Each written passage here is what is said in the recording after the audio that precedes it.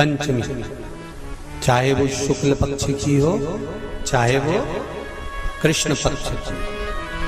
श्रावण महीने की पंचमी के दिन शंकर भगवान पर जिस परिवार के व्यक्ति का कांवड़ जल हमने बताया है आपको, जरूरी नहीं है कि डंडा बांधकर 2 कावड़ के जल के लोटे लेकर जाओ, आप अपने हाथ में भी 2 पात्र लेकर जा सकते हैं।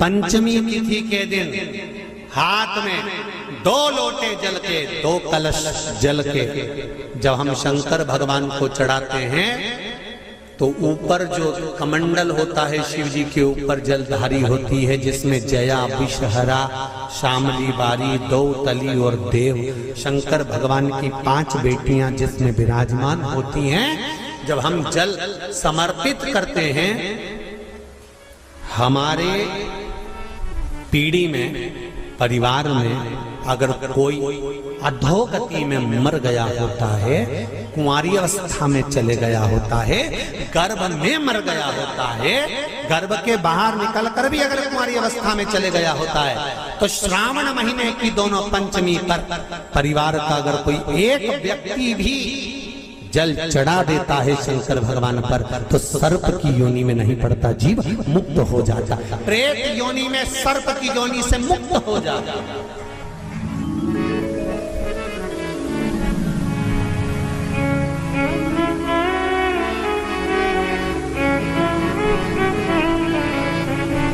महाराज,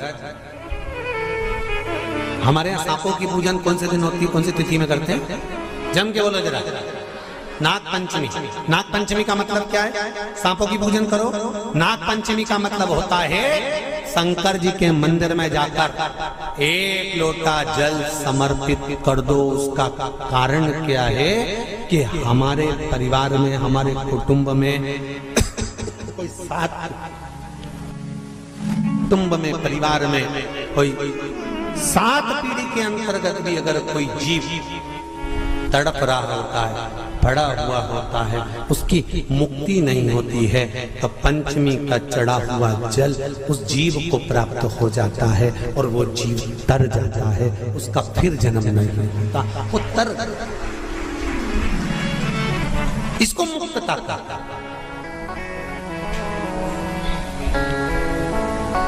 इसको मोक्ष कहता है।